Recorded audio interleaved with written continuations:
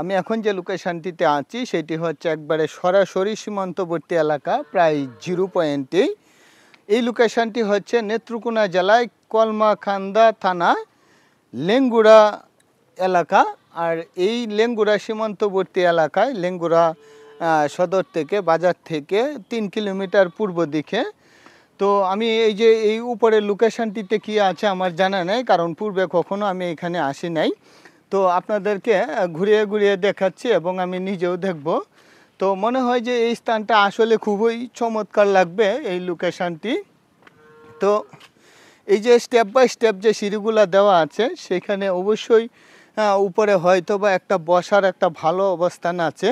এখান থেকে আমার মনে হয় যে বিজিবি সদস্যরা পর্যবেক্ষণ করে এই যে সীমান্তবর্তী এরিয়াটা। তো দেখা যাক এই লোকেশানে কি আছে। ওয়াও, আসলে ভালোই একটা চমৎকার লোকেশান এখানে।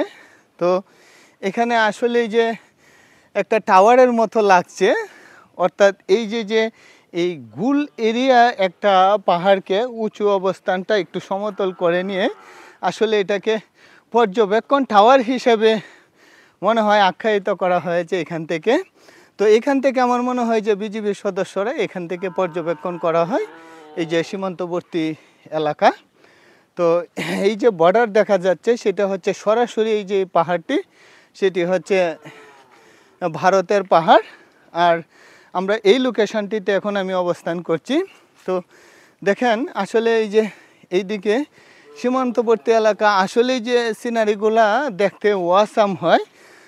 দেখেন এই যে পাহাড়ের নিচ দিয়ে আঁকাবাঁকা মেটু পথ, খুব চমৎকারভাবে এখানে এই যে রাস্তা গিয়েছে এবং পাশে এই যে সবুজ শ্যামল, যে আসলে আমাদের এই বাংলার মাতৃভূমি, চিরসবুজের এই দেশ, আসলে এই সোনার বাংলাদেশ, সেটা গর্বের আসলেই বিষয়। যদি এই সীমান্তবর্তী এলাকায় আমরা না আসি কখনোই সেটাকে অনুভব করা যাবে না।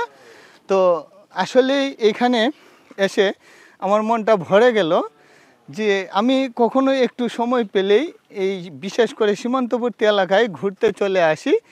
প্রকৃতি যে একটি অপরূপ মহিমান্বিত ঘেরা এই চিরসবুজের দেশ, সেটি সীমান্তবর্তী এলাকা আসলেই একদম সহজে অনায়াসে উপলব্ধি করা যায়। তো এখানে বসারও অবস্থান আছে। তো এই যে দেখেন এই যে এটা হচ্ছে কি, এই যে নিচু এরিয়াটা, এই পাহাড়ের মূল অবস্থানের নিচে, সেটি হচ্ছে একদম এই 0 পয়েন্ট। পাশে এখানে ফিলার আছে, হয়তোবা আপনাদের এখান থেকে দেখা যাচ্ছে না। তো আসলে এই লোকেশনটিতে এসে আমার কাছে ভীষণ ভালোই লাগলো। তবে এখানে লোকজনের উপস্থিতি নাই। দেশের সার্বিক পরিস্থিতির উপর হয়তোবা উপেক্ষা করে এখানে হয়তোবা নিষেধাজ্ঞা জারি আছে, এই কারণে লোকজনের উপস্থিতি কম।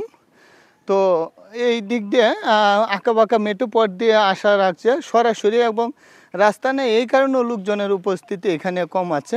তো আসলে এখানে আসলে, ঘুরতে আসলে একটু বসে যদি বিশ্রাম নেওয়া যায় তো সেখানে এই ক্লান্তিটা দূর হয়ে যাবে। তো এই লোকেশনটিতে এসে আমার কাছে আসলেই খুব ভালোই লাগলো এই যে অপরূপ দৃশ্যগুলো দেখে। তো আশা করি পরবর্তী ভিডিও আপনাদের সামনে আবার দেখা হবে। তো সবাই ভালো থাকবেন। এই পর্যন্ত সবাই সুস্বাস্থ্য কামনা রেখে সবাইকে শুভেচ্ছা ও ধন্যবাদ জানিয়ে আজকে এখান থেকেই বিদায় নিচ্ছি। আবার দেখা হবে। Thank you so much.